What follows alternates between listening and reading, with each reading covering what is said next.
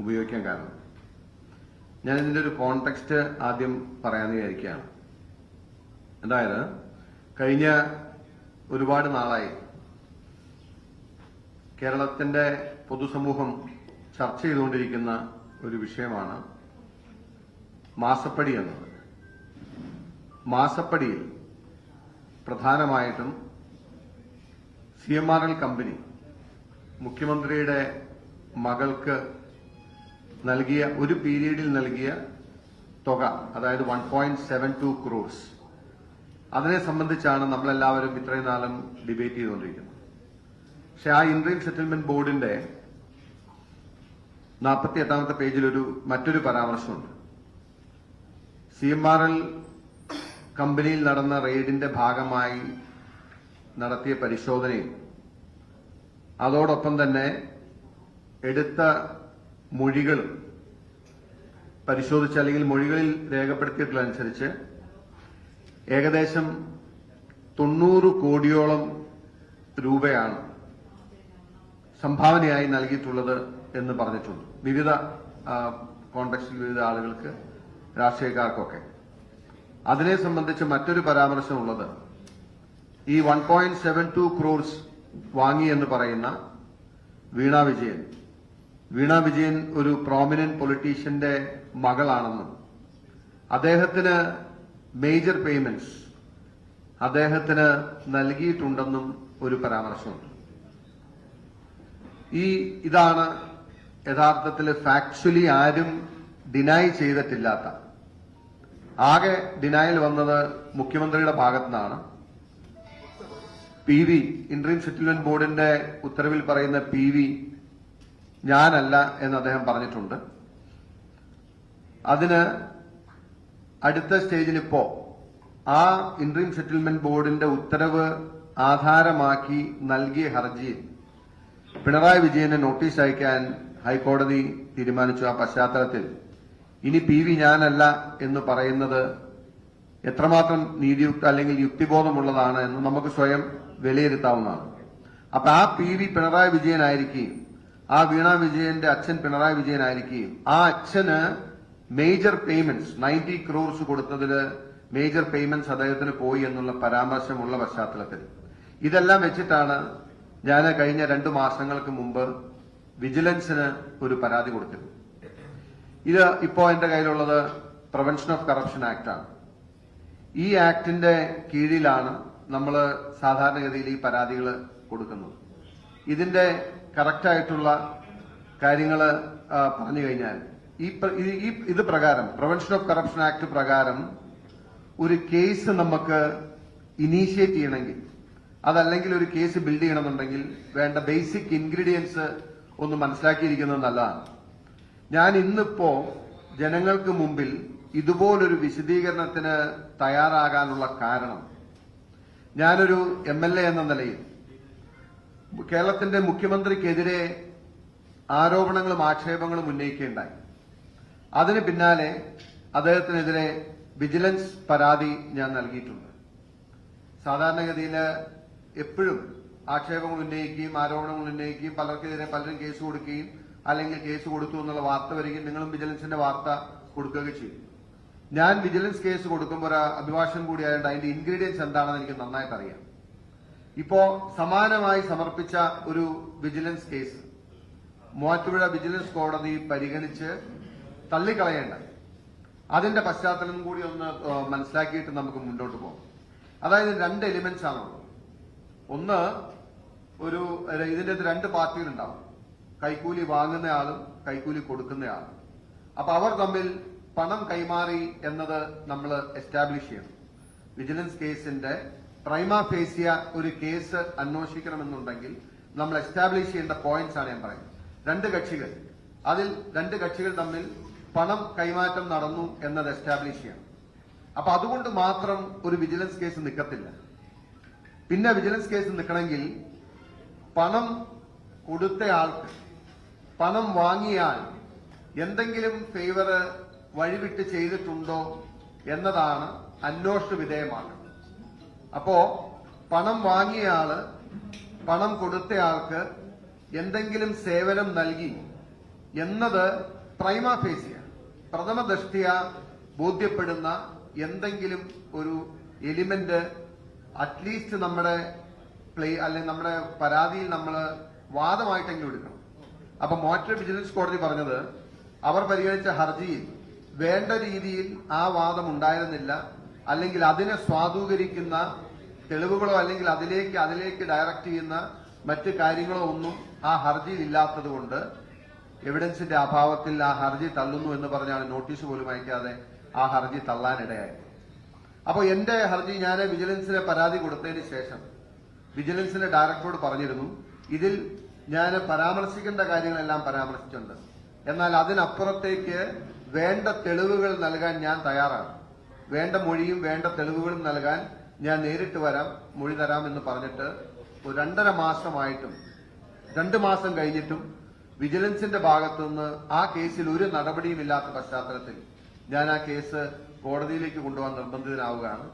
അതിനു മുമ്പായി കേരളത്തിലെ പൊതുസമൂഹത്തോട്, കാരണം ആരുമായിരിക്കട്ടെ, ഞാൻ ഇന്ന് ആക്ഷേപം ഉന്നയിച്ചിട്ടുള്ളത് അല്ലെങ്കിൽ ഞാനൊരു വിജിലൻസിൽ പരാതി കൊടുത്തിട്ടുള്ളത് കേരളത്തിന്റെ മുഖ്യമന്ത്രിയാണെന്നുള്ളതുകൊണ്ട് ആ പദവിയെ ബഹുമാനിക്കേണ്ട ഉത്തരവാദിത്വം എനിക്ക് നിങ്ങൾക്കുമുണ്ട്.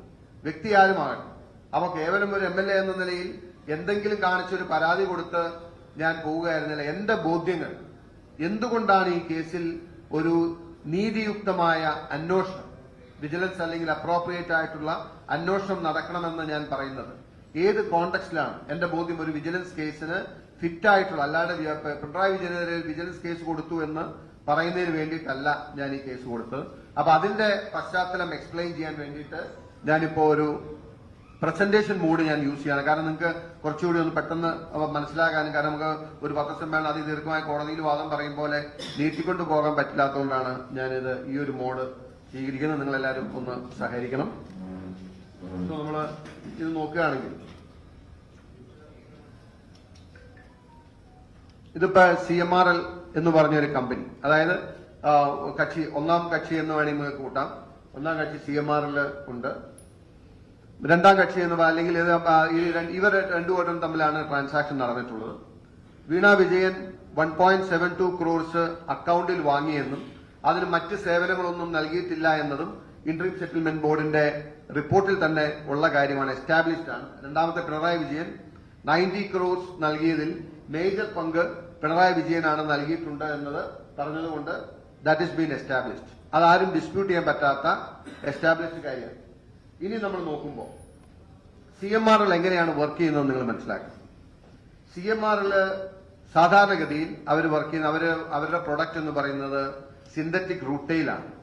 സിന്തറ്റിക് റൂട്ടെയിലിന് വേണ്ടി അവർ ഉപയോഗിക്കുന്ന റോ മെറ്റീരിയൽ എന്ന് പറയുന്നത് ഇല്ലുമിനേറ്റ് ആണ്.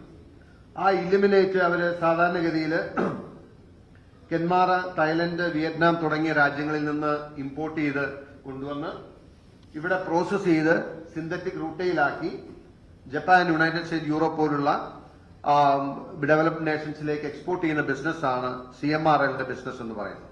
അപ്പൊ അവരുടെ ബിസിനസ്സും അവരുടെ ഇൻട്രസ്റ്റും എവിടെയാണെന്ന് മനസ്സിലാക്കുന്നതിന് കൂടി വേണ്ടിയിട്ടാണ് ഞാനത് പറഞ്ഞത്. ഇനിയിപ്പോ കേരളത്തിലെ IREന്ന് വളരെ കുറച്ച് വലിയഴീക്കലിലെ മൈനിങ് ഉള്ള സമയത്ത് ചെറിയ എമൗണ്ട് അവർക്ക് ഇവിടെ നിന്ന് കിട്ടുമായിരുന്നു. ഇന്ത്യയിൽ നിന്ന് അവിടെ നിന്ന് ഇവിടെ നിന്നൊക്കെ ആയിട്ട് ചെറിയ എമൗണ്ട് കിട്ടുമെങ്കിൽ മേജറായിട്ടും അവർ ഇമ്പോർട്ട് ചെയ്ത് എക്സ്പോർട്ട് ചെയ്യുന്ന പ്രോസസ്സാണ് CMRL ചെയ്യുന്നത്. ഇനി CMRLന് ഏറ്റവും സബ്സ്റ്റാൻഷ്യൽ താല്പര്യമുള്ള ഒരു ബിസിനസ് പ്രപ്പോസൽ അല്ലെങ്കിൽ അവരുടെ താല്പര്യം കിടക്കുന്ന എവിടെയാണ്? അതായത് നമ്മുടെ കൊല്ലം തീരത്ത് ഉള്ള കരിമണൽ എന്ന് പറയുന്നത്, കൊല്ലം ഒരുപക്ഷെ കൊല്ലം മുതൽ അങ്ങ് പുറക്കാട് അല്ലെങ്കിൽ തോട്ടപ്പള്ളി വരെ കടക്കുന്ന തീരമേഖലയിലുള്ള കരിമണലിനെയാണ് കൊല്ലം മെറ്റീരിയൽ എന്ന് ഇന്റർനാഷണൽ മാർക്കറ്റിൽ അറിയപ്പെടുന്നത്. ഇന്റർനാഷണൽ മാർക്കറ്റില് ഏറ്റവും ഡിമാൻഡുള്ള ഇലുമിനേറ്റ് എന്ന് പറയുന്ന അല്ലെങ്കിൽ കരിമണലിന്റെ മെറ്റീരിയൽ എന്ന് പറയുന്നത് കൊല്ലം മെറ്റീരിയലാണ്. അതിൽ ഇലുമിനേറ്റിന്റെ കാര്യം നമ്മൾ അല്ലെങ്കിൽ അതിന്റെ പ്രത്യേകത എന്ന് പറയുന്നത് ആ കൊല്ലത്തു നിന്നുള്ള കരിമണൽ പ്രോസസ് ചെയ്താൽ 56% ടൈറ്റാനിയം ഡയോക്സൈഡ് ആണ് കിട്ടുന്നത്. 56% ടൈറ്റാനിയം ഡയോക്സൈഡ്. വേറെ ലോകത്തിന്റെ എല്ലാ ഭാഗങ്ങളിലുമുള്ള മറ്റ് മെറ്റീരിയൽ പ്രോസസ് ചെയ്താൽ കിട്ടുന്നത് ലെസ് ദാൻ 50% ആണ്. Less than 50%. അപ്പൊ എന്നും അത് ഈ ഒരു കമ്പനി ഈ ഇലുമിനേറ്റ് പ്രോസസ് ചെയ്ത് റൂട്ടയിലാക്കുന്ന ഒരേ ഒരു കമ്പനിയാണ് കേരളത്തിലുള്ളൂ. ഇന്ത്യയിൽ ഏതാനും മറ്റ് കമ്പനികൾ ഉണ്ടെങ്കിൽ കൂടിയും കേരളത്തിൽ ഒരേ ഒരു കമ്പനിയേ ഉള്ളൂ. അവർക്ക് ഏറ്റവും അടുത്ത് കിടക്കുന്ന മെറ്റീരിയലാണ് കൊല്ലം മെറ്റീരിയൽ എന്ന് പറയുന്ന ഇന്റർനാഷണൽ മാർക്കറ്റിൽ ഏറ്റവും ഡിമാൻഡുള്ള, ഏറ്റവും ഹയസ്റ്റ് പ്രൈസിൽ വിൽക്കാൻ കഴിയുന്ന മെറ്റീരിയൽ എന്ന് പറയുന്നത് കൊല്ലം മെറ്റീരിയലാണ്. അപ്പൊ അവര് ദീർഘകാലമായി CMRL കണ്ണുവെക്കുന്ന, അല്ലെങ്കിൽ കരിമണൽ കണ്ണുവെക്കുന്ന മെറ്റീരിയലാണ് ഈ കൊല്ലം മെറ്റീരിയൽ. അതിന് വേണ്ടിയിട്ട് നമുക്കറിയാം എല്ലാ കാലഘട്ടങ്ങളിലും ഒരുപക്ഷെ കഴിഞ്ഞ 10-20 വർഷമായി അവർ അതിനു വേണ്ടിയിട്ടുള്ള പരിശ്രമങ്ങൾ ഇങ്ങനെ തുടർന്നു വന്നുകൊണ്ടിരിക്കുകയാണ്. എല്ലാ കാലഘട്ടങ്ങളിലും അവർ അതിന്റെ പരിശ്രമം നടത്തിയിട്ടുണ്ട്. പക്ഷെ അതിലേക്ക് എത്തിപ്പെടാൻ കഴിഞ്ഞിട്ടില്ല. ഈ കൊല്ലം മെറ്റീരിയൽ എന്ന് പറയുന്നതാണ് CMRLന്റെ സബ്സ്റ്റാൻഷ്യൽ ഇൻട്രസ്റ്റ് എന്ന് പറയുന്ന സംഗതി. ഇനി അപ്പൊ ഇത് ലഭിക്കാൻ വേണ്ടി ഇനി നമുക്ക് ഇങ്ങോട്ട് പോകാം. ഇനി എന്താണ് സംഭവിക്കുന്നത് നോക്കിയാൽ, ഇങ്ങനെ ഇരിക്കെ ഇവര് നിരവധി പേരെ അപ്രോച്ച് ചെയ്തു. കാര്യങ്ങൾ 2017 ഓൺവേഴ്സ് നമ്മുടെ മുമ്പില് 2017 ജാനുവരി മുതല് പണം നിരന്തരം CMRLന്റെ കയ്യിൽ നിന്നും വീണ വിജയന് ലഭിക്കുന്നതിന്റെ രേഖ, അല്ലെങ്കിൽ എസ്റ്റാബ്ലിഷ്ഡ് ആയിട്ടുള്ള ഫാക്ട് നമ്മുടെ കയ്യിലുണ്ട്. ആദ്യം സംഭവിക്കുന്ന കാര്യം എന്ന് പറയുന്നത് ഈ ഓർഡർ 31/5/2019 ഒരു ഓർഡർ ഇറങ്ങിയാണ്. ആ ഓർഡറാണ് എന്റെ കയ്യിലുള്ളത്. ആ ഓർഡർ എന്ന് പറയുന്നത് ആദ്യമായിട്ട്, അപ്പൊ അതിന് മുമ്പ് ഈ 19 ഓർഡർ ഇറങ്ങുന്നതിന് മുമ്പ് ഇതിന്റെ പശ്ചാത്തലം എന്ന് പറയുന്നത് എവിടെയാണെന്ന് ചോദിച്ചാൽ, ഈ 2019 ഈ ഓർഡറാണ് സ്റ്റാർട്ട് ചെയ്യുന്ന ഓർഡർ. പക്ഷെ ഈ ഓർഡർ സ്റ്റാർട്ട് ചെയ്യുന്നതിന് മുമ്പ് ഒരു മീറ്റിംഗ് ഉണ്ടായിരുന്നു. അതായത് 27/10/2018 ബഹുമാനപ്പെട്ട മുഖ്യമന്ത്രിയുടെ അധ്യക്ഷതയിൽ നടന്ന യോഗത്തിന്റെ തീരുമാനം, ആ യോഗത്തിന്റെ തീരുമാനപ്രകാരമാണ് അവിടെയാണ് സ്റ്റാർട്ട് ചെയ്യുന്നത്. 27/10/2018 മുഖ്യമന്ത്രിയുടെ അധ്യക്ഷതയിൽ ചേർന്ന യോഗത്തിൽ ഡിസാസ്റ്റർ മാനേജ്മെന്റിന്റെ ചെയർമാൻ എന്ന് പറയുന്നത് കേരളത്തിന്റെ മുഖ്യമന്ത്രിയാണ്. ഡിസാസ്റ്റർ മാനേജ്മെന്റ് ചെയർമാൻ ആയിരുന്നുകൊണ്ട് ദുരന്ത നിവാരണ നിയമം ഇൻവോക്ക് ചെയ്ത് കേരളത്തിലെ ഈ പറയുന്ന സ്ഥലത്ത് തോട്ടപ്പള്ളി സ്പിൽവേയിൽ നിന്നും കരിമണൽ അല്ലെങ്കിൽ മണല് നീക്കം ചെയ്യാനുള്ള തീരുമാനം കൈക്കൊള്ളുകയും അതിന്റെ ഭാഗമായി ഇറിഗേഷൻ വകുപ്പ് അതിന്റെ നടപടികൾ സ്വീകരിക്കാൻ നിർദ്ദേശിക്കുകയും അതിന്റെ ഭാഗമായി ആദ്യത്തെ ഓർഡർ 2019 31/5/2019 ആദ്യത്തെ ഓർഡർ പുറത്തുവരികയാണ്. ആ ഓർഡറിൽ പറയുന്നത്, ഞാൻ പ്രധാനമായിട്ട് അതിന്റെ ഏറ്റവും ഇതായിട്ടുള്ള കാര്യം മാത്രം വായിക്കാം. ആ ഓർഡറിൽ പറഞ്ഞിരിക്കുന്നത്, since the sand deposits are noted to contain regulated minerals, the disposal of the sand can be entrusted only to appropriate licensees in the public sector. നിങ്ങൾ ഒരു കാര്യം മനസ്സിലാക്കണം, ഈ തോട്ടപ്പള്ളിയിലുള്ള കരിമണലില് ആറ്റമിക് മിനറൽസ് എന്ന് പറയുന്ന ആണവായുധ അല്ലെങ്കിൽ ആണവ മിനറൽസ് ഉണ്ട് എന്നതുകൊണ്ട് ആ മണൽ ആർക്കും ഇന്ത്യയിൽ ഇന്നത്തെ നിയമപ്രകാരം മറ്റാർക്കും കൈകാര്യം ചെയ്യാൻ കഴിയില്ല. പബ്ലിക് സെക്ടറിന് മാത്രമേ, ഇന്ത്യയിലെ പബ്ലിക് സെക്ടറിന് മാത്രമേ ആറ്റമിക് മിനറൽസ് ഉള്ള മണല് കൈകാര്യം ചെയ്യാൻ പറ്റുള്ളൂ. അതുകൊണ്ട് ഇത് KMML വഴി, KMML മയ്യാറിക്കുമാണ് ആ മണല് കൈകാര്യം ചെയ്യാൻ പറ്റുള്ളൂ. അതുകൊണ്ട് അവര് വഴി ഇതിന് തോട്ടപ്പള്ളിയിലെ കരിമണൽ നീക്കം ചെയ്യുന്നതിനുള്ള ആദ്യത്തെ ഉത്തരവ് 2019 പുറത്തു വരികയാണ്. 2019 പുറത്തു വന്നതിന്റെ ഭാഗമായിട്ട് അതിന്റെ പിന്നാലെ 11/10/2019 31/5 ആദ്യത്തേത്. അതിനുശേഷം KMML-മായി അവിടെ നിന്നുള്ള കരിമണൽ നീക്കം ചെയ്യുന്നതിനുള്ള MOU ഒപ്പിടുകയാണ്. MOU ആക്കുന്നു.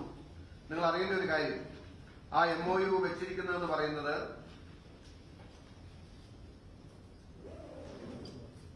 binding the agreement should KMML should deposit amount of rupees 464.55 per metric ton as stipulated in the GO order. കേവലം 464 രൂപ മെട്രിക് ടണ്ണിന് പറഞ്ഞുകൊണ്ട് അവിടെ നിന്ന് കരിമണൽ നീക്കം ചെയ്യുന്നതിനുള്ള ഓർഡർ KMML-മായി വയ്ക്കും. പക്ഷെ അത് സമയബന്ധിതമായ ഓർഡർ ആയിരുന്നു, അധികം നാളത്തേക്ക് ഉണ്ടായിരുന്നില്ല. The work has to be completed at an early date later than 90 days from the date of this agreement. 90 ദിവസത്തിനകത്ത് ഈ വർക്ക് പൂർത്തിയാക്കണമെന്ന് ഈ MOU തന്നെ പറഞ്ഞിട്ടുണ്ടായിരുന്നു. അങ്ങനെ പറഞ്ഞ് കേവലം 465 രൂപ തുക നിശ്ചയിക്കാൻ വേണ്ടിയിട്ട് കൂടിയ ഒരു മീറ്റിംഗ് ഉണ്ടായിരുന്നു. ആ മീറ്റിംഗിലെ വൺ ഓഫ് ദ പാർട്ടി എന്ന് പറയുന്നത് CMRL 16-17% ഷെയറുള്ള KSIDC ആണ്.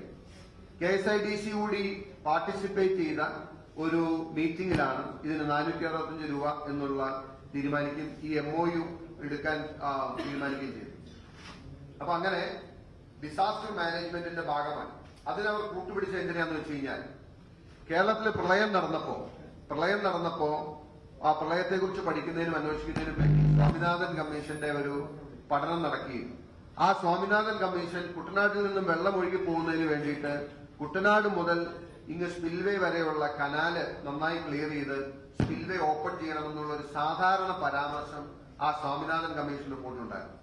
ആ റിപ്പോർട്ടിന്റെ ചുവട് പിടിച്ചാണ് ഡിസാസ്റ്റർ മാനേജ്മെന്റ് പ്രകാരം ഇവർ മുന്നോട്ട് പോവുകയും അവസാനം 22/5/2020 ഇതിന്റെ രണ്ടാമത്തെ തോട്ടപ്പള്ളി സ്പിൽവേയുടെ അഴിമുഖം ഉൾപ്പെടെയുള്ള തീരദേശ പ്രദേശത്ത് സാമൂഹ്യ വനവൽക്കരണത്തിന്റെ ഭാഗമായി നട്ടുപിടിപ്പിച്ചിരുന്ന കാറ്റാടി മരങ്ങൾ മുഴുവൻ റിമൂവ് ചെയ്ത് ആ സ്പിൽവേയിൽ അതിവ്യാപകമായ മൈനിങ്ങിന് വേണ്ടിയിട്ടുള്ള അനുമതി ദുരന്ത നിവാരണ അതോറിറ്റിയുടെ പേരിൽ നൽകുന്നത്. ആ ഓർഡർ ഞാനിപ്പോ നേരത്തെ കാണിച്ച ഓർഡറാണിത്. ആ ഡിസാസ്റ്റർ മാനേജ്മെന്റ് ഓർഡറിന്റെ പേരില് സബ്സിക്വന്റ് ആയിട്ടുള്ള MOU എഗ്രിമെന്റ് ഞാൻ നേരത്തെ കാണിച്ച MOU സൈൻ ചെയ്യുന്നു. IRE KMML വെച്ച് ആ MOUന്റെ ഭാഗമായി കരിമണല് എടുക്കുന്നതിനുള്ള എല്ലാ അനുമതിയും സർക്കാർ നൽകുന്നു. അങ്ങനെ വരുമ്പോ ഇനിയാണ് നിങ്ങൾ ശ്രദ്ധിക്കേണ്ട ഒരു കാര്യം, അവിടുന്ന് മണല് എടുത്തുകൊണ്ട് പോയാൽ ആ തീരം വലിയ അപകടത്തിലാകുമെന്ന് ഏറ്റവും നന്നായിട്ട് അറിയാവുന്നത് അവിടുത്തെ ജനങ്ങളും അവിടുത്തെ ആളുകളാണ്, അല്ലെങ്കിൽ അവിടുത്തെ ഇതാണ്. ഇനി നമ്മൾ മനസ്സിലാക്കേണ്ട ഒരു കാര്യം, എത്ര ക്രൂരമായിട്ടാണ് പിന്നീട് ആ തീരദേശത്തെ ഈ സർക്കാർ ഈ കരിമണലിന് വേണ്ടി ഈ കമ്പനികളുടെ താല്പര്യങ്ങൾക്ക് വേണ്ടി അവിടുത്തെ ജനതയെ അടിച്ചമർത്തിയത് എന്ന് നിങ്ങൾ മനസ്സിലാക്കണം. ഈ ഉത്തരവെല്ലാം കൊടുത്തു കഴിഞ്ഞപ്പോ 1/6/2020 പുറക്കാട് ഗ്രാമപഞ്ചായത്ത് ഒരു സ്റ്റോപ്പ് മെമ്മോ നൽകിയിട്ടുണ്ട്. ഞാൻ നിങ്ങൾക്ക് വേണ്ടി, അതായത് ഈ സ്റ്റോപ്പ് മെമ്മോ എന്ന് പറഞ്ഞാൽ അവിടുത്തെ ജനങ്ങളുടെ ഒരു വികാരം പ്രതിഫലിക്കുന്ന ഒരു സ്റ്റോപ്പ് മെമ്മോ ആണ്. ഞാൻ വളരെ ബ്രീഫായിട്ട് വളരെ പെട്ടെന്ന് വായിക്കാം. പുറക്കാട് ഗ്രാമപഞ്ചായത്ത് തോട്ടപ്പള്ളി സ്പിൽവേയുടെ ആഴവും വീതിയും കൂട്ടുന്നതിന് ഇറിഗേഷൻ ആവശ്യപ്രകാരം ജില്ലാ ഭരണകൂടം അനുമതി നൽകിയതായി മനസ്സിലാക്കുന്നു. മുൻകാലങ്ങളിൽ പൊഴിമുറിക്കൽ ഈ പ്രദേശത്ത് നടന്നിട്ടുണ്ട്. എന്നാൽ നാളിതുവരെ കനാലിൽ നിന്നോ തീരത്തു നിന്നോ മാറ്റുന്ന മണൽ തീരസംരക്ഷണാർത്ഥം ഇരുവശങ്ങളിലും നിക്ഷേപിക്കുകയാണ് ചെയ്തിട്ടുള്ളത്. 2004 സുനാമിക്ക് ശേഷം പഠനവിധേയമായി മേൽപ്പറഞ്ഞ മണൽ നിക്ഷേപം സംരക്ഷിക്കുന്നതിന് സോഷ്യൽ ഫോറസ്ട്രിയുടെ പ്രത്യേക പദ്ധതി രൂപീകരിച്ച് 3000-ലധികം കാറ്റാടി തൈകൾ നട്ടുപിടിപ്പിച്ച് മേൽപ്പറഞ്ഞ മണൽ തിട്ടുകൾ സംരക്ഷിച്ചു വരുന്നതാണ്. ഇപ്പോൾ കനാലിന്റെ ആഴവും പൊഴിമുഖത്തിന്റെ വീതിയും കൂട്ടാൻ സർക്കാർ തീരുമാനിച്ചതിന്റെ അടിസ്ഥാനത്തിൽ മേൽപ്പറഞ്ഞ പ്രവൃത്തി ഏറ്റെടുത്ത് നടത്തുന്നതായി മനസ്സിലാക്കുന്നു. പ്രസ്തുത തീരുമാനത്തിന്റെ വെളിച്ചത്തിൽ പ്രദേശത്തു നിന്നും കരിമണൽ അടങ്ങിയ മണ്ണ് ലോഡ് കണക്കിന് അനധികൃതമായി കടത്തിക്കൊണ്ടുപോകുന്നത് പഞ്ചായത്തിന്റെ ശ്രദ്ധയിൽപ്പെട്ടിട്ടുണ്ട്. പരിസ്ഥിതി സംരക്ഷണം പഞ്ചായത്തിന്റെ അനിവാര്യ ചുമതലയായതിനാൽ ഈ വിഷയത്തിൽ പഞ്ചായത്തിന്റെ ആശങ്ക ബഹുമാനപ്പെട്ട സർക്കാരിനെ അറിയിക്കുന്നതിന് തീരുമാനിച്ചിട്ടുമാണ്. കരിമണൽ അടങ്ങുന്ന മണ്ണ് വ്യാവസായിക ആവശ്യത്തിന് കൊണ്ടുപോകുന്നത് നിയമപരമായി ഖനനത്തിന്റെ നിർവചനത്തിൽ വരുന്നതാണ്. അതായത് ഒന്നുകൂടി വായിക്കാം. കരിമണൽ അടങ്ങുന്ന മണ്ണ് വ്യാവസായിക ആവശ്യത്തിന് കൊണ്ടുപോകുന്നത് നിയമപരമായി ഖനനത്തിന്റെ നിർവചനത്തിൽ വരുന്നതാണ്. ധാതു ഖനനത്തിന് വേണ്ട മൈനിങ് പെർമിറ്റോ അതിനാവശ്യമായ പാരിസ്ഥിതിക അനുമതിയോ മേൽപ്പറഞ്ഞ പ്രവൃത്തിക്ക് വേണ്ടി നിങ്ങൾക്ക് ലഭ്യമായിട്ടില്ല എന്ന് മനസ്സിലാക്കുന്നു. ഈ സാഹചര്യത്തിൽ മൈനിങ് പെർമിറ്റും പാരിസ്ഥിതിക അനുമതിയും ഹാജരാക്കുന്നത് വരെ പ്രദേശത്ത് നിന്നും മണൽ നീക്കം ചെയ്യുന്നത് നിർത്തിവെക്കണമെന്ന് അറിയിക്കുന്നു. മേൽപ്പറഞ്ഞ നിലയിൽ കനാലിന്റെ ആഴവും വീതിയും കൂട്ടുന്നതിന് തടസ്സമില്ല എന്ന വിവരവും അറിയിക്കുന്നു. ഇതാണ് panchayat they tried their best to stop this activity. കാരണം സാധാരണഗതിയിൽ അവിടെ മണല് മാറ്റി പൊഴി തുറന്നു വയ്ക്കുന്നെങ്കിലും മണൽ അവിടെ തന്നെ ഇടും. കാരണം കടല് ആ മണൽ ഒരുപക്ഷെ എടുത്തുകൊണ്ട് പോയി വേറൊരു സ്ഥലത്ത് കൊണ്ടുപോയിട്ടാലും പിന്നീട് വീണ്ടും ഇവിടെ കൊണ്ടുകൂട്ടും, പിന്നീട് കടല് വേറൊരു ഇതുണ്ടാവും. അങ്ങനെയാണ് കടലിന്റെ ഒരു രീതിയും സ്വഭാവം എന്ന് പറഞ്ഞതാണ്. പക്ഷെ ഒരിക്കലും ആ മണല് അവിടെ നിന്ന് മാറ്റിക്കൊണ്ടുപോകുന്ന ഒരു പ്രക്രിയ ഇന്നുവരെ നടന്നിട്ടില്ല. ശാസ്ത്രീയമായിട്ടും നമ്മുടെ പരമ്പരാഗതമായിട്ടുള്ള അറിവും പാരമ്പര്യവും ഒക്കെ വെച്ചിട്ട് അത് തീരദേശത്തിന് വലിയ അപകടമാണെന്ന് അറിയാവുന്നത് ഇന്നു വരെ ആരും ചെയ്തിട്ടില്ല. അങ്ങനെ മണൽ കൊണ്ടുപോകാൻ പരിശ്രമിച്ചപ്പോൾ പഞ്ചായത്ത് ഒരു സ്റ്റോപ്പ് മെമ്മോ കൊടുക്കുകയാണ്. പഞ്ചായത്ത് സ്റ്റോപ്പ് മെമ്മോ കൊടുക്കുകയും ശരിയും തെറ്റുമായിട്ടൊക്കെ സ്റ്റോപ്പ് മെമ്മോകൾ കൊടുക്കാറുണ്ട്. അതിന്റെ ആദ്യത്തെ നടപടി എന്ന് പറഞ്ഞു കഴിഞ്ഞാൽ ആർക്കാണോ മണല് വരാനുള്ള അനുമതി കിട്ടിയിട്ടുള്ളത് അവർ ഹൈക്കോടതിയെ സമീപിക്കുകയോ സ്റ്റോപ്പ് മെമ്മോ ചലഞ്ച് ചെയ്യുകയോ ചെയ്യുന്നതാണ് നമ്മൾ കണ്ടിട്ടുള്ളത്. ഖനനം നമ്മളും ഒരുപാട് കാര്യങ്ങൾ കണ്ടിട്ടുണ്ട്. ഇവിടെ സംഭവിച്ചത് എന്താണെന്ന് ചോദിച്ചാൽ ആ സ്റ്റോപ്പ് മെമ്മോ കൊടുത്ത് നാലാമത്തെ ദിവസം ജില്ലാ കളക്ടർ പ്രത്യേക ദൂതൻ മുഖേന ആ പഞ്ചായത്ത് സെക്രട്ടറിക്ക് കാരണം കാണിക്കൽ നോട്ടീസ് കൊടുക്കുകയാണ്. കാരണം കാണിക്കൽ നോട്ടീസ് നിങ്ങൾ ആലോചിക്കണം. അവിടുന്ന് അതിവ്യാപകമായി മണൽ റിമൂവ് ചെയ്തുകൊണ്ട് പോകുമ്പോ അതിന് പഞ്ചായത്ത് സ്റ്റോപ്പ് മെമ്മോ കൊടുത്തതിന് ആ പഞ്ചായത്ത് സെക്രട്ടറിക്ക് കൊടുത്ത കാരണം കാണിക്കൽ നോട്ടീസ് നിങ്ങൾ വായിക്കണം. കുട്ടനാട്ടിലെ വെള്ളപ്പൊക്കത്തിന്റെ രൂക്ഷത കുറയ്ക്കുന്നതിന് ബഹുമാനപ്പെട്ട മുഖ്യമന്ത്രിയുടെ അധ്യക്ഷതയിൽ 27/10/2018 നടന്ന അവലോകന യോഗത്തിന്റെയും പിന്നീട് നടന്ന തോട്ടപ്പള്ളി സ്പിൽവേ ചാനൽ സുഗമമായി ലഭിക്കുന്നതിന് വിഘാതമായി നിൽക്കുന്ന നീക്കം ചെയ്യാൻ തീരുമാനിച്ചിട്ടുള്ളതാണ്. ആസന്നമായ കാലവർഷത്തിൽ കുട്ടനാട്ടിലെ വെള്ളപ്പൊക്ക സാധ്യത മുൻനിർത്തി പൊതുജന താൽപര്യം മുൻനിർത്തി നിലവിലെ കോവിഡ്-19 രോഗവ്യാപന സാധ്യത നിലനിൽക്കുന്ന സാഹചര്യത്തിൽ തോട്ടപ്പള്ളിയിലെ സുഗമമായ നീരൊഴുക്ക് ഉറപ്പുവരുത്തുന്നതിന് നടപടി സ്വീകരിക്കുവാൻ സർക്കാർ അടിയന്തര നിർദ്ദേശം നൽകിയിരുന്നു. 19/5/2020 കൂടിയ ജില്ലാ ദുരന്ത നിവാരണ അതോറിറ്റിയുടെ യോഗത്തിൽ പ്രവൃത്തി 2005 ദുരന്ത നിവാരണ അതോറിറ്റി അടിയന്തരമായി പൂർത്തീകരിക്കാൻ തീരുമാനിക്കുകയും ആയതിലേക്ക് വേണ്ട ഉത്തരവുകൾ ഇറിഗേഷൻ വകുപ്പിന് ഉൾപ്പെടെ നൽകിയതുമാണ്. തോട്ടപ്പള്ളി സ്പിൽവേ അഴിമുഖം വരെയുള്ള ലീഡിംഗ് ചാനൽ ആഴം കൂട്ടുന്നതിന്റെ ഭാഗമായി ഉണ്ടാക്കുന്ന മണലും കുഴി മുറിക്കുമ്പോൾ ലഭിക്കുന്ന മണലും കൊണ്ടുപോകുന്നതിന് 31/5/2019 ജിയോ ഇന്നർ നമ്പർ പ്രകാരം KMML സർക്കാർ ചുമതലപ്പെടുത്തിയിരുന്നു. 2003 ദുരന്ത നിവാരണ നിയമം 72-ാം വകുപ്പ് അനുസരിച്ച് ഈ ആക്ടിലെ വ്യവസ്ഥകൾ പ്രകാരം സ്വീകരിക്കുന്ന നടപടികൾ നിലവിലുള്ള മറ്റേതെങ്കിലും നിയമത്തിന് വിരുദ്ധമായിരുന്നതിനാലും ഈ ആക്ട് അനുസരിച്ച് സ്വീകരിക്കുന്ന നടപടികൾക്ക് നിയമപ്രാബല്യം ഉണ്ടായിരിക്കുന്നതുമാണ്. വെള്ളപ്പൊക്ക സാധ്യത കണക്കിലെടുത്ത് മേൽപ്രവൃത്തികൾ യുദ്ധകാലാടിസ്ഥാനത്തിൽ നടന്നു വരുന്നതിനിടെ സർക്കാർ ഉത്തരവ് പ്രകാരം നടത്തിയിരുന്ന പ്രവൃത്തികൾ നിർത്തിവെക്കാൻ ഇത്ര നമ്പറായി 1/6/2020 താങ്കൾ മാനേജിംഗ് ഡയറക്ടർ KMML ചവറയ്ക്ക് കത്ത് നൽകിയതായി ശ്രദ്ധയിൽപ്പെട്ടിട്ടുണ്ട്. ദുരന്ത നിവാരണ നിയമപ്രകാരം സർക്കാർ ഉത്തരവുകൾക്ക് പ്രകാരവും നടത്തിവരുന്ന പ്രവൃത്തികൾ തടസ്സപ്പെടുത്തുന്ന രീതിയിൽ മേൽ കത്ത് നൽകിയത് ഏത് സാഹചര്യത്തിലും ഏത് നിയമത്തിന്റെ അടിസ്ഥാനത്തിലുമാണ് എന്ന് താങ്കൾ വിശദീകരിക്കേണ്ടതാണ്. ഈ നോട്ടീസ് കൈപ്പറ്റി 3 ദിവസത്തിനകം ഒരു പഞ്ചായത്ത് സെക്രട്ടറി കൊടുക്കുന്ന നോട്ടീസാണ്. ഈ നോട്ടീസ് കൈപ്പറ്റി 3 ദിവസത്തിനകം താങ്കൾ മറുപടി ലഭിച്ചില്ല എങ്കിൽ താങ്കൾക്ക് യാതൊന്നും ബോധിപ്പിക്കാനില്ല എന്ന നിഗമനത്തിൽ 2005 ദുരന്ത നിവാരണ നിയമം വകുപ്പ് 5 പ്രകാരം സർക്കാർ ഉത്തരവുകൾക്കും പ്രവൃത്തികൾക്കും ബോധപൂർവം തടസ്സം നിന്നു എന്ന നിഗമനത്തിൽ തുടർ നടപടികൾ സ്വീകരിക്കുന്നതാണ്. ആ പ്രദേശത്തെ ജനങ്ങളുടെ വികാരം മാനിച്ച് പഞ്ചായത്ത് എടുത്ത ഒരു തീരുമാനത്തെ ഒരു സർക്കാർ എങ്ങനെയാണ് പരാജയപ്പെടുത്തുന്നത്? 3-ാമത്തെ ദിവസം 1-ാം തീയതി നോട്ടീസ് കൊടുത്തു, 4-ാം തീയതി ദൂതൻ മുഖേന അക്നോളജ്മെന്റ് എഴുതി ഒപ്പിട്ട് മേടിച്ച കാരണം കാണിക്കൽ നോട്ടീസ്. സ്വാഭാവികമായിട്ടും ജില്ലാ കളക്ടറുടെ ഇതുപോലുള്ള കാരണം കാണിക്കൽ നോട്ടീസ് ആ സെക്രട്ടറി പിന്നോട്ട് പോകുന്ന അവസ്ഥയാണ്. പിന്നോട്ട് പോകാൻ തയ്യാറായി. പക്ഷേ ആ പഞ്ചായത്ത് അനുവദിച്ചില്ല. അപ്പൊ സെക്രട്ടറി ഞാൻ തടസ്സം നിൽക്കുന്നില്ല എന്ന് പറഞ്ഞ് കത്ത് മുഖാന്തരം അറിയിക്കുകയും പിന്നോക്കം പോവുകയും ചെയ്തു. അതിന് പിന്നാലെ അന്നത്തെ ബഹുമാനപ്പെട്ട ആലപ്പുഴ ജില്ലാ കളക്ടർ മുമ്പാകെ ആ പഞ്ചായത്തിലെ 11 പേര് ഒപ്പിട്ട് പഞ്ചായത്തിന്റെ തീരുമാനം നൽകുകയാണ്. 11 പേര് ഒപ്പിട്ട് ഇത് മാറ്റുന്നതുകൊണ്ട് ഇവിടെ പ്രയാസമുണ്ടാകും, പ്രശ്നമുണ്ടാകും എന്ന് പറഞ്ഞ് എന്തുകൊണ്ടാണ് 4 ദിവസത്തിനകത്ത് അല്ലെങ്കിൽ 3 ദിവസത്തിനകത്ത് ഈ തീരുമാനം മാറ്റിച്ചതെന്ന് ചോദിച്ചാൽ ഇതിന്റെ തൊട്ടു പിന്നാലെ പിന്നീട് സർക്കാർ ഏകപക്ഷീയമായി കരിമണൽ എടുക്കുന്നതിന് മുന്നോട്ട് പോവുകയാണെന്ന് മനസ്സിലായി. അങ്ങനെ വന്നപ്പോൾ ഹൈക്കോടതിയെ സമീപിച്ചിരുന്നു. ഹൈക്കോടതി ഈ കേസ് പരിഗണിക്കുന്ന വേളയിൽ ഈ സ്റ്റോപ്പ് മെമ്മോ നിലനിൽക്കുകയാണെങ്കിൽ ഹൈക്കോടതി മൈനിങ് നിർത്താൻ പറയും. കാരണം പഞ്ചായത്തിനാണ് അധികാരം. അതുകൊണ്ട് ഹൈക്കോടതിയിലെ കേസ് പരിഗണനയ്ക്ക് വരുന്നതിന് മുമ്പ് ഈ പഞ്ചായത്തിന്റെ സ്റ്റോപ്പ് മെമ്മോ സർക്കാർ ബലമായി സർക്കാരിന്റെ എല്ലാ അധികാരങ്ങളും ദുർവിനിയോഗം ചെയ്ത് ആ സെക്രട്ടറിയെ കൊണ്ട് പഞ്ചായത്ത് കമ്മിറ്റിയുടെ അനുമതിയില്ലാതെ മരവിപ്പിക്കുകയോ വിഡ്രോ ചെയ്യിപ്പിക്കുകയോ ചെയ്തു. എന്നിട്ട് ഹൈക്കോടതിയിൽ കേസ് വന്നു. ആ ഹൈക്കോടതിയുടെ കേസിൽ സർക്കാർ ഏകപക്ഷീയമായി ഈ മണൽ കൊണ്ടുപോകുന്നതിന് വേണ്ടി നിൽക്കുകയും അങ്ങനെ പഞ്ചായത്ത് നൽകിയ സ്റ്റോപ്പ് മെമ്മോ പരാജയപ്പെടുത്തി സ്റ്റോപ്പ് മെമ്മോ ജില്ലാ കളക്ടർ ഇടപെടലിലൂടെ മരവിപ്പിച്ച് മൈനിങ് മുന്നോട്ട് പോകുന്ന സ്ഥിതിയുണ്ടായി. ഞാൻ നിങ്ങളുടെ ഓർമ്മയിലേക്ക് കൊണ്ടുവരുന്ന 2019 കോവിഡ് കാലഘട്ടമാണിത്. ഞാൻ നേരിട്ട് ആ സമയത്ത് അവിടെ പോയതാണ്. നിങ്ങൾ ഓർക്കണം, ആളുകൾ തമ്മിൽ അടുത്ത് പോരുന്നത്, ഒരുപാട് നിയന്ത്രണങ്ങൾ സൃഷ്ടിച്ച് നിൽക്കുന്ന സമയത്ത്, അന്നത്തെ മൈനിങ് തുടങ്ങിയ സമയത്ത് അവിടെ വലിയ സമരം, ജനങ്ങൾക്ക് പിന്നെ മാർഗം ഉണ്ടായിരുന്നില്ല. ജനങ്ങൾ സമരത്തിന് ഇറങ്ങി. ജനങ്ങൾ സമരത്തിനിറങ്ങുമ്പോൾ ആദ്യഘട്ടത്തിൽ CPM അടക്കം അവിടെ നിന്ന് കരിമണൽ നീക്കം ചെയ്യുന്നതിന് എതിരായിരുന്നു.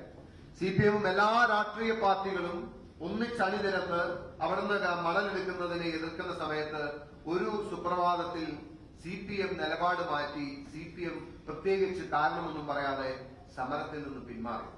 സ്വാഭാവികമായും നിങ്ങൾക്ക് കാണാവുന്നതാണ്, സമരത്തിൽ പിന്നീട് വന്നപ്പോ അവിടുത്തെ നാട്ടുകാരും കോൺഗ്രസും ഏതാനും രാഷ്ട്രീയ പാർട്ടികളും മറ്റാളുകളും മാത്രമായി.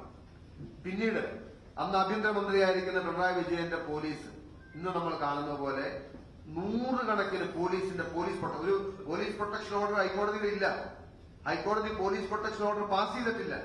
എന്നിട്ടും ഒരു പോലീസ് പ്രൊട്ടക്ഷൻ നൽകുന്നത് പോലെ നൂറുകണക്കിന് പോലീസുകാരെ തോട്ടപ്പള്ളിയിൽ വിന്യസിച്ച് ആ ഭംഗുരം അവിടുന്ന് മണലെടുക്കാനുള്ള സൗകര്യം ചെയ്തു കൊടുത്തു. ആളുകൾ സമരം ചെയ്തു. ഇന്നും ഊർജ്ജശ്വാസം വലിക്കുന്ന സമരം നിങ്ങൾക്ക് തോട്ടപ്പള്ളിയിലൊക്കെ പോയാൽ കാണാം. 968 ദിവസം എവിടെ ആവുകയാണ്. ഞാൻ കഴിഞ്ഞ ദിവസം അവിടെ പോയിരുന്നു. ഏതാനും പേർ ഇപ്പോഴും അവിടെ സമരം ചെയ്യുന്നുണ്ട്. ബാക്കി എല്ലാവരെയും ഈ സർക്കാർ പരാജയപ്പെടുത്തി. എങ്ങനെയാണെന്നറിയോ? ഈ പോലീസിനെ ഉപയോഗിച്ച് മർദ്ദിച്ചും പോലീസിനെ ഉപയോഗിച്ച് കേസിൽപ്പെടുത്തിയും കഴിഞ്ഞ ദിവസമാണ് കോൺഗ്രസിന്റെ മണ്ഡലം കമ്മിറ്റി കരിമണൽ ഈ മണലിനെതിരെ നടത്തിയ സമരത്തിന്റെ പേരിൽ 3,86,000 രൂപ കോടതിയിൽ കെട്ടിവെക്കേണ്ടി വന്നു. ഞാൻ കഴിഞ്ഞ ദിവസം പാർട്ടി ഓഫീസ് ചെല്ലുമ്പോ വീണ്ടും അവരുടെ കയ്യിലിരിക്കുകയാണ് 1,40,000 1,60,000 വരുന്ന വീണ്ടും ഫൈൻ അടക്കേണ്ട കടലാസുകളുടെ പേരിൽ. ബാക്കി സാധാരണ തീരദേശവാസികളായിട്ടുള്ള ആളുകൾ, ആ തീരദേശവാസികളായിട്ടുള്ള ആളുകൾക്ക് അവരെല്ലാം കേസിൽ പ്രതിയായി കോടതിയിൽ പോകേണ്ടി വന്നു. അവരെല്ലാം പണമടക്കേണ്ടി വന്നു. അങ്ങനെ സർക്കാർ അവിടുത്തെ സമരത്തെ അടിച്ച് മർദ്ദിച്ച് ഒതുക്കുന്ന കാഴ്ചയാണ് നമ്മൾ കണ്ടത്. അങ്ങനെയാണ് തോട്ടപ്പള്ളിയിലെ കരിമണൽ വിരുദ്ധ സമരത്തെ സർക്കാർ പരാജയപ്പെടുത്തിയത്. ഇതിന്റെ റൈറ്റ് ഫ്രം ദ ബിഗിനിങ് ആദ്യത്തെ തീരുമാനം മുഖ്യമന്ത്രിയുടെ അധ്യക്ഷതയിൽ കൂടിയ 27/5/2018 യോഗം മുതൽ ആ കരിമണൽ സുഗമമായി അവിടുന്ന് അയ്യാറിയിലെത്തി അയ്യാറിയിൽ നിന്നും തിരിച്ച് ഇവിടെ എത്തുന്നത് വരെയുള്ള സുഗമമായ പാത ഉറപ്പാക്കിയത് ഇന്നും നടക്കാൻ. നിങ്ങൾ ഓർക്കണം, ദുരന്ത നിവാരണ അതോറിറ്റിയുടെ അണ്ടറിൽ കഴിഞ്ഞ 3 വർഷക്കാലം അഭംഗുരമായ മൈനിങ് നടക്കുകയാണ്. മൈനിങ് തന്നെയാണ് തോട്ടപ്പള്ളിയിൽ നടന്നുകൊണ്ടിരിക്കുന്നത്. ഞാൻ കഴിഞ്ഞ ദിവസം അവിടെ സന്ദർശിച്ചിട്ട് പറഞ്ഞു, നിങ്ങൾ ഇനി യഥാർത്ഥത്തിൽ തോട്ടപ്പള്ളിയിലെ ജനങ്ങൾ സമരം നടത്തി പരാജയപ്പെട്ടതാണെങ്കിൽ നിങ്ങൾ ഇനി സമരം ചെയ്യേണ്ടത് അവിടെ മൈനിങ് അനുവദിക്കാൻ വേണ്ടി സമരം ചെയ്യും. കാരണം എന്താണെന്നറിയാം, ഇനി അവിടെ മൈനിങ് അനുവദിക്കുകയാണ് നല്ലത്. കാരണം ഈ മൈനിങ് ഇതുപോലെ ഒരു ഓഫ്ഷോർ മൈനിങ് ലോകത്തെവിടെ നടക്കണമെങ്കിലും ഞാൻ എന്റെ ഒരു ഏറ്റവും കൺസർവേറ്റീവ് ആയിട്ടുള്ള എസ്റ്റിമേറ്റ് ഞാൻ പറയാം, 100 കണക്കിന് കോടി രൂപ ഇൻവെസ്റ്റ് ചെയ്താൽ മൈനിങ് തുടങ്ങാൻ പറ്റില്ല. 100 കണക്കിന് കോടി രൂപ ഇൻവെസ്റ്റ് ചെയ്താൽ. കാരണം this is A major mining. Atomic minerals are involve. Safeguards need to be taken. Environmental impact assessment need to be done. Mining license has to be obtained. അത് സൂക്ഷിക്കുന്നതിന് ഒരുപാട് സ്റ്റാൻഡേർഡ്സ് പാലിച്ച് മാത്രമേ അവിടെ മൈനിങ് യഥാർത്ഥത്തിൽ നടക്കണമെന്നുണ്ടെങ്കിൽ 100 കണക്കിന് കോടി രൂപ ഇൻവെസ്റ്റ് ചെയ്താൽ മാത്രം നടക്കാൻ കഴിയുന്ന ഒരു മൈനിങ് ഇപ്പോൾ നടക്കുന്നത് കേവലം യോക്കോഗായിയുടെ ജപ്പാൻ ലക്ചറും കൊണ്ടുവന്ന് ഏതാനും എക്സ്കവേറ്ററും കൊണ്ടുവന്ന് ലോറി വന്ന് വെറുതെ നിസ്സാരമായി വാരിയിട്ടുകൊണ്ട് പോവുകയാണ്. അവിടുത്തെ തീരപ്രദേശം ഇല്ലാതായില്ല. ഞാൻ കഴിഞ്ഞ ദിവസം പോയിരുന്നു. അവർ പറഞ്ഞത് 1-1.5 കിലോമീറ്ററിനപ്പുറം വരെ തീരമുണ്ടായിരുന്നു. ഇന്ന് കടൽ അവരുടെ വീടിനെ മുട്ടി നിൽക്കുകയാണ്. സത്യമാണ്.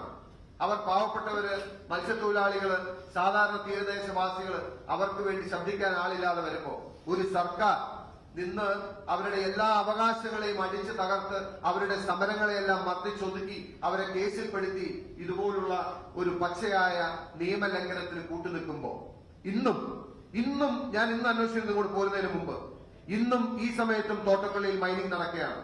ഏത് നിയമത്തിന്റെ അടിസ്ഥാനത്തിലാണ്? ദുരന്ത നിവാരണ നിയമത്തിന്റെ അടിസ്ഥാനത്തിൽ 3 കൊല്ലം എവിടെയെങ്കിലും മൈനിങ് നടത്താൻ എവിടെയെങ്കിലും നിയമോ ഇന്നുവരെ എവിടെയെങ്കിലും നടന്നിട്ടുണ്ടോ? Never. Never ever it can happen. It can only happen with the political patronage.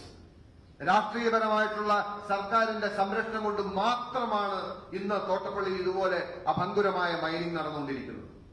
അതിനു വേണ്ടിയിട്ടാണ് ഞാൻ നേരത്തെ പറഞ്ഞില്ലേ, I just want to establish മാസപ്പടിക്ക് പിന്നിൽ എന്തായാലും മാസപ്പടിക്ക് പിണറായി വിജയനും നൽകിയ പണത്തിന് പിന്നിൽ എന്ത് സേവനമാണ് നൽകിയതെന്ന് കേരളം അന്വേഷിച്ചുകൊണ്ടിരുന്നതിനുള്ള മറുപടിയാണ് ഞാൻ പറയുന്നത്. എന്ത് സേവനമാണ് നൽകിയത്? എന്തിനാണ് CMRL ഇതിന് മാത്രം വലിയ തുക ഒരു സേവനവും നൽകാതെ ഒരു മുഖ്യമന്ത്രിക്കും കുടുംബത്തിനും കൊടുക്കുന്നത്? ഇവിടെ നമ്മളെ ഒരു ചൊല്ലുണ്ട്, there are no free lunches. ലോകത്തുള്ള എവിടെയുള്ള ഒരു പ്രിൻസിപ്പിളാണ്, ആരും സൗജന്യമായി ആർക്കും ഒന്നും കൊടുക്കുന്നില്ല. ആരെങ്കിലും കൊടുക്കുന്നുണ്ടെങ്കിൽ അതിന് പിന്നിൽ ഒരു റീസൺ ഉണ്ടാകും, അതിന്റെ പിന്നിൽ ഒരു ത്രെഡ് ഉണ്ടാകും. നോ ഡൗട്ട് ഇവിടെ 1-2 രൂപയല്ല വീണ വിജയൻ വാങ്ങിച്ചത് 1.72 കോടിയാണോ? No, she has taken more than 3 crores on account. അക്കൗണ്ടിൽ അല്ലാതെ എത്രയാണെന്ന് അറിയില്ല. Pinarayi Vijayan has taken crores and crores, കോടാനുകോടി രൂപ പിണറായി വിജയനും കുടുംബത്തിനും എന്തിന് CMRL നൽകണം? ഇനി അവർ എത്ര കോടി നൽകിയാൽ അവർക്ക് എന്ത് നഷ്ടം? ഞാൻ പറഞ്ഞില്ലേ, ഇന്റർനാഷണൽ മാർക്കറ്റില് ഏറ്റവും ഡിമാൻഡുള്ള കൊല്ലം മെറ്റീരിയൽ എന്ന് പറയുന്ന ആ കൊല്ലം മെറ്റീരിയലിന്റെ ഇലുമിനേറ്റ് പ്രോസസ് ചെയ്ത് ഇന്റർനാഷണൽ മാർക്കറ്റിൽ എത്തിക്കാൻ കഴിയാന്ന് വെച്ചാൽ that's A great business. That's A great business. That's what is interest. ഇതാണ് മാസപ്പടിക്കും ഈ കോഴയ്ക്കും പിന്നിലുള്ള സേവനം എന്ന് പറയുന്നത്.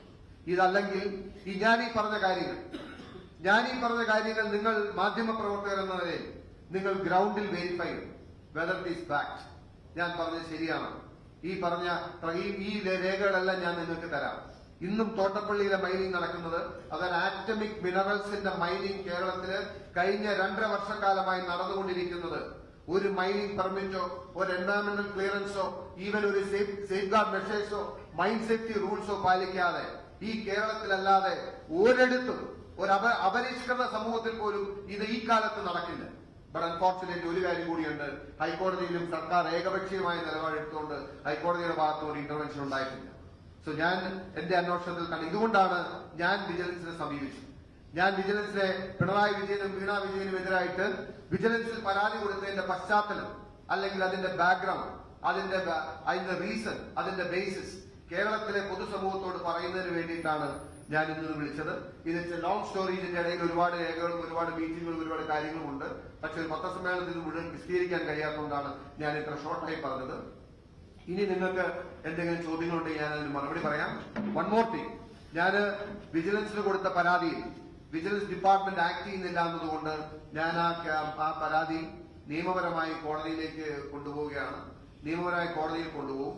കേരളത്തിലെ പൊതുസമൂഹത്തോട് എനിക്ക് പറയാനുള്ളത്, ഞാൻ നിങ്ങളോട് പറഞ്ഞ ഒരു വാക്കുണ്ടായിരുന്നു, ഇനി എത്രമേൽ വേട്ടയാടിയാലും എന്തു വലിയ വില കൊടുക്കേണ്ടി വന്നാലും ഞാൻ മുന്നോട്ട് വെച്ച കാൽ പിന്നോട്ടെടുക്കില്ല എന്നും ഞാൻ ഈ പോരാട്ടം മുന്നോട്ട് കൊണ്ടുപോകുന്നു. ഈ പോരാട്ടം മുന്നോട്ട് കൊണ്ടുപോകുന്നതിന്റെ ഭാഗമായി ഇനി എനിക്ക് ചെയ്യാൻ കഴിയുന്നത് കോടതിയിൽ ഈ യാഥാർത്ഥ്യങ്ങളെ ബോധ്യപ്പെടുത്തുക എന്നുള്ളതാണ്. പിന്നീട് കോടതി എന്ത് തീരുമാനിക്കുന്നു, എന്ത് ചെയ്യുന്നു എന്നുള്ളത് we cannot predict, that is something else. പക്ഷേ ആത്മാർത്ഥമായി, സത്യസന്ധമായി, സുതാര്യമായി ഒരു പൊതുപ്രവർത്തകൻ എന്ന നിലയിൽ, ഒരു ജനപ്രതിനിധി എന്ന നിലയിൽ എന്നെ കൊണ്ട് ചെയ്യാൻ കഴിയുന്നതിന്റെ the very best I will do.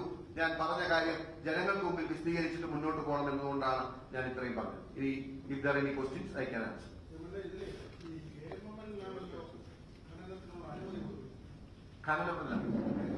ഖനനത്തിന് അനുമതി ഇല്ലല്ലോ.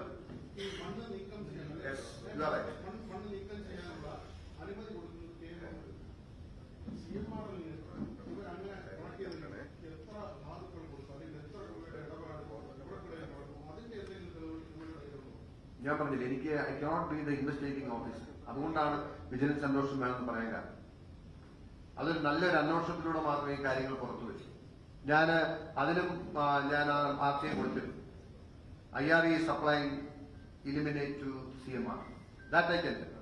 ഏത് ക്വാണ്ടിറ്റി, എത്ര ക്വാണ്ടിറ്റി എന്നുള്ളത് ഞാനൊരു പോലീസ് ഉദ്യോഗസ്ഥനല്ലല്ലോ, ഞാൻ ഇൻവെസ്റ്റിഗേറ്റിംഗ് ഓഫീസർ അല്ലല്ലോ. I cannot take it.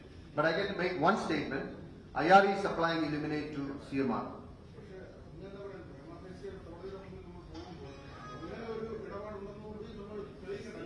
അല്ല, ദിസ് ഇസ് ബെസ്റ്റ്. ഇതിനപ്പുറത്തേക്കൊന്നും ഒരു ലേമാനെ കൊണ്ടുവരാൻ കഴിയത്തില്ല. എന്നാ പിന്നെ കേസ് തീർന്നില്ല. അന്വേഷണം വേണ്ടല്ലോ. എനിക്ക് ചാർജ് ഷീറ്റ് കൊടുത്തത്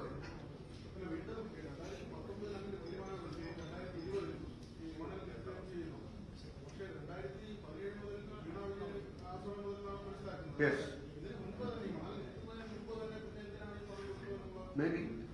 കൊടുത്തിട്ടായിരിക്കും പ്രോസസ് തുടങ്ങിയത്? എത്രയോ നാൾ കൊടുത്തിട്ടായിരിക്കും പ്രോസസ് തുടങ്ങണ്ടേ?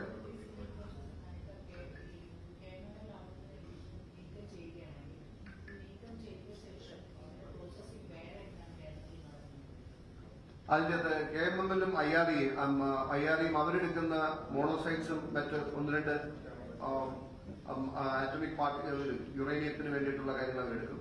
ബാക്കിയുള്ള ഇലിമിനേറ്റ് കാര്യങ്ങളുമാണ് അവർ സപ്ലൈ ചെയ്യുന്നത്. ബാക്കിയുള്ള അതാണ് അവരുടെ റോ മെറ്റീരിയൽ എന്ന് പറയും. സിമാറിന്റെ റോ മെറ്റീരിയൽ എന്ന് പറയുന്നത് ഇലിമിനേറ്റ് ആണ്. ആ ഇലിമിനേറ്റ് പ്രോസസ് ചെയ്യുന്ന IREയോ KMML-ഓ പ്രോസസ് ചെയ്യത്തില്ല. അത് പ്രോസസ് ചെയ്യുന്ന ഇവര് മാത്രമാണ് കേരളത്തിൽ. അതിന്റെ ഏറ്റവും ഡിമാൻഡുള്ള മെറ്റീരിയലാണ് കൊല്ലത്തെ കരിമണലിൽ നിന്ന് എക്സ്ട്രാക്ട് ചെയ്യുന്ന ഇലിമിനേറ്റ് എന്ന് പറയുന്നത്.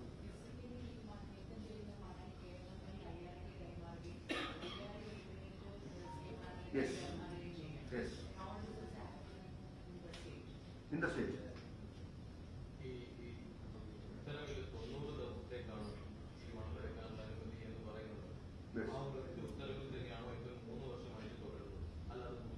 കാലാകാലങ്ങളിൽ അവർ ഓരോ റിവിഷൻ പറ്റിയിട്ടുണ്ടാവണം. നോർമലി ഞാൻ അതിന്റെ ഡീറ്റെയിലേക്ക് പോയില്ല. But blatantly violating all the law. There is no point in enquiry. അങ്ങനെ പോയ പിന്നെ അതെല്ലാം അന്വേഷണത്തിന്റെ ഭാഗമായി വരണം. ദുരന്ത നിവാരണ അതോറിറ്റി എന്ന് പറയുന്നത് അവര് എടുക്കുന്ന മെഷേഴ്സ് എന്ന് പറയുന്നത് ഷോർട്ട് ടൈം ഇൻട്രീം മെഷേഴ്സ് ആണ്, പെർമനന്റ് മെഷേഴ്സ് അല്ല. നിങ്ങളൊന്ന് ആലോചിച്ച് നോക്കണം. ഒരു ദുരന്ത നിവാരണ അതോറിറ്റിയുടെ ഉത്തരവിന്റെ പേരിൽ കഴിഞ്ഞ 3 വർഷമായി ഒരു ആക്ടിവിറ്റി കണ്ടിന്യൂ എന്ന് പറയുമ്പോൾ എത്ര ബ്ലേറ്റന്റ് വയലേഷൻ, എത്ര പച്ചയായ നിയമലംഘനമാണ്. വേറെ ഒരു അനുമതിയില്ലെന്ന് വിചാരിക്കണം.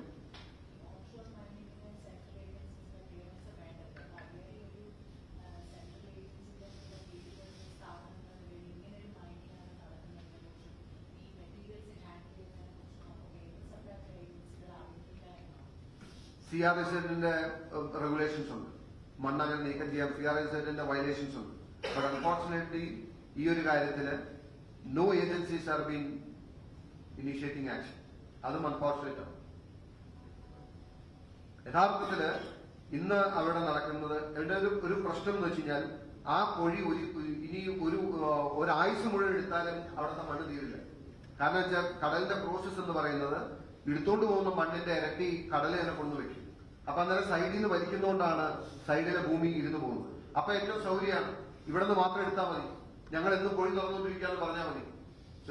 പ്യുവർ മൈനിങ് ഹാപ്പനിങ് വളരെ ഈസിയാണ്. ഒരു ഇൻവെസ്റ്റ്മെന്റും ഇല്ലാതെ, ഒരു സേഫ് ഗാർഡ്സ്, ഒരു സേഫ്റ്റി മെഷേഴ്സും ഇല്ലാതെ, ഒരു എൻവയോൺമെന്റൽ ഇമ്പാക്ട് അസസ്മെന്റും ഇല്ലാതെ വളരെ നിസ്സാരമായി കഴിഞ്ഞ 3 വർഷമായി 2 ലക്ഷം ടണ്ണിന് വേണ്ടിയിട്ടെന്നാണ് പറയുന്നത്. My information says more than 52 lakh tons they have removed so far.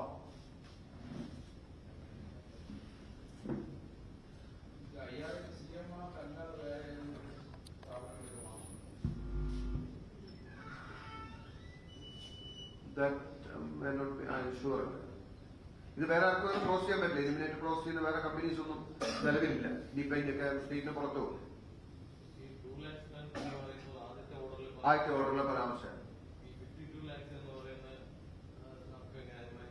അനുമാനിക്കാൻ. മോറോവർ അവിടുന്ന് പോയിട്ടുള്ള ഒരു ക്വാണ്ടം പിന്നീട് അവർ റിവൈസ് ചെയ്ത് കൊടുത്തതും പിന്നീട് അവിടുന്ന് പോയിട്ടുള്ള ഏകദേശം ഒരു കണക്കുമൊക്കെ ഇത് ചെയ്തനുസരിച്ച് 52 lakh ടൺ മുകളിൽ റിമൂവ് ചെയ്യുന്നതാണ്. That's not authoritative. ഞാൻ ഒരു ബോൾ പാർക്ക് ഫിഗർ പലരും കണക്കൂടിയനുസരിച്ച് പറഞ്ഞു. അതും ഒക്കെ ഇതിന്റെ ഭാഗമായിട്ട് അന്വേഷിക്കാവുന്നതാണ്. 90 ദിവസത്തേക്ക് മാത്രം കൊടുത്ത ഒരു ഓർഡറിൽ വൈ സ്റ്റിൽ കണ്ടിന്യൂ ചെയ്യും. How can they do that? ഞാനീ പറഞ്ഞ കാര്യം നിങ്ങൾ തോട്ടപ്പള്ളിയിലെ സാധാരണ മത്സ്യത്തൊഴിലാളികളോടും അവിടുത്തെ തീരദേശവാസികളോടും ഒന്ന് അന്വേഷിക്കണം. ഞാൻ പറഞ്ഞത് കറക്റ്റ് ആയിരുന്നു? കോവിഡ് സമയത്ത് സമരം ഉണ്ടായിരുന്നു. 100 കണക്കിന് പോലീസുകാരെ ഇറക്കിയാണോ ആ സമരത്തെ പരാജയപ്പെടുത്തിയത്? എത്ര കേസുകൾ കരിമണലിന്റെ പേരിൽ ബുക്ക് ചെയ്യപ്പെട്ടു? ഇതിനോടകം എത്ര ലക്ഷം രൂപ കോടതിയിൽ കെട്ടിവെക്കേണ്ടി വന്നു? ഇനി എത്ര കേസുകൾ ബാക്കിയുണ്ട്? ഒരു വളരെ വണറബിൾ ആയിട്ടുള്ള ഒരു ദുർബലമായിട്ടുള്ള ഒരു കമ്മ്യൂണിറ്റി എന്ന് വേണമെങ്കിൽ പറയാം. സമ്പത്ത് കൊണ്ടും സാമൂഹ്യ സാഹചര്യങ്ങൾ കൊണ്ടും രാഷ്ട്രീയ ശക്തി കൊണ്ടും ഒക്കെ ദുർബലമായിരുന്ന ആ ഒരു തീരദേശവാസികളുടെ കമ്മ്യൂണിറ്റിയെ ഈ സർക്കാർ ടേക്കൻ ഫോർ ഗ്രാൻഡ് മാത്രമല്ല, ക്രഷ് ദം ലൈക്ക് എനിത്തിങ്. അവരതുപോലെ അടിച്ചമർത്തിയാണ് ഇന്ന് ഈ മൈനിങ് നടക്കുന്നത്. ചില ആരോപണങ്ങൾ കൂടിയുണ്ട്. അങ്ങയുടെ ഗസ്റ്റ് ഹൗസായിട്ട് പരിവർത്തപ്പെടുത്തി CPM കഴിയുന്ന പഞ്ചായത്ത് തന്നെ മാറ്റി.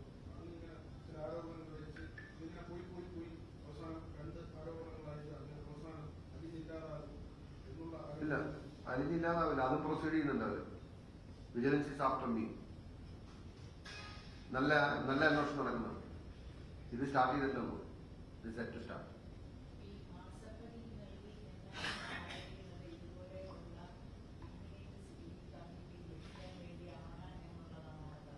അല്ല, ഞാൻ പറയുന്നത് ദേ ഹാവ് റിസീവ്ഡ് ഫേവേഴ്സ്. ആ, സ്വാഭാവികമായിട്ടും എന്ത് ഫേവറാണ് കൊടുത്തതെന്ന് ചോദിച്ചാൽ ഇതിന് വലിയ ഫേവർ കിട്ടാനില്ല. തീർച്ചയായിട്ടും ദാറ്റ്സ് മൈ കേസ്. ഞാൻ വിജിലൻസ് പരാതി നൽകിയിരിക്കുന്നതല്ലേ. വഴിവിട്ട സേവനങ്ങൾക്ക് വേണ്ടിയിട്ട് നൽകിയ പണമാണ് പിണറായി വിജയന് വേണ്ടിയിട്ട്. കാരണം വീണ വിജയൻ പബ്ലിക് സർവന്റ് അല്ലല്ലോ. വീണ വിജയന് വേണ്ടി for and on behalf of chief minister വാങ്ങിയ പണമാണ്. അതുകൊണ്ടാണ് അവരും വരുന്നത്. ബട്ട് CM ഹാസ് ടേക്കൻ അതിന്റെ തൊണ്ട്. പക്ഷേ നമുക്ക് അതോറിറ്റേറ്റീവായിട്ട് പ്രൂവ് ചെയ്യാൻ കഴിയുന്ന പേയ്മെന്റ് CMന്റെ മകളുടെ ആണ്. Because she receive through banking channels and they said no service has been done. ഒരു പ്രദേശത്തെ അല്ലെങ്കിൽ അവിടുത്തെ പാവപ്പെട്ട ജനങ്ങളെ മൊത്തം ഉന്മൂലനം ചെയ്യുന്നത് ഇത് ആ പ്രദേശത്തിന്റെ മാത്രം വിഷയമല്ല. എന്ന് പറയുന്ന അനുസരിച്ചിട്ടാണെങ്കിൽ കേരളത്തിലെ മൊത്തം കബളിപ്പിക്കുകയും ഒരു ഭരണകൂടം എങ്ങനെ ഒരു പ്രദേശത്തെ അല്ലെങ്കിൽ അഴിമതി ഉപയോഗിക്കാം എന്നുള്ളതിനുള്ള ടൂളാണ് എന്ന് പറയുന്നത്. 2018 തുടങ്ങുന്നത് ഈ ഇത്രയും അന്ന് പ്രതിപക്ഷത്തിരിക്കുന്നത് രമേശ് ചെന്നിത്തല ഈ കരിമണൽ കമ്പനിയിൽ നിന്നും പണം വാങ്ങിച്ച ഒരു വ്യക്തി രമേശ് ചെന്നിത്തല കൂടിയാണ്. പ്രതിപക്ഷം കൂടി അറിഞ്ഞുകൊണ്ടാണ് ഇത്രയും വലിയൊരു കൊള്ള മൂടിവെക്കപ്പെട്ടത്. അല്ല, ഞാൻ പറഞ്ഞില്ലേ, ഇതിന്റെ അകത്ത് ഞാൻ അടക്കം അവിടുത്തെ കോൺഗ്രസ് സമരത്തിൽ പങ്കെടുത്തു. കോൺഗ്രസ് ഭരിച്ചിരുന്ന പഞ്ചായത്താണ് പുറക്കാട് പഞ്ചായത്ത്. ആ സമയത്താണ് സ്റ്റോപ്പ് മെമ്മോ ഇഷ്യൂ ചെയ്തത്. അപ്പോ പാർട്ടി എന്ന നിലയിലും അല്ലെങ്കിൽ ഞങ്ങളുടെ നിലപാട് എന്ന നിലയിലും അവിടെ ചെയ്യാവുന്ന ഫൈറ്റ് കോൺഗ്രസും കോൺഗ്രസിന്റെ അദ്ദേഹമാണ് അവിടെ നിന്ന് നേതാവ്. It's was very clear. They were not in favour of that. But the government is taken it to a different level. അതാണ് സംഭവിച്ചത്.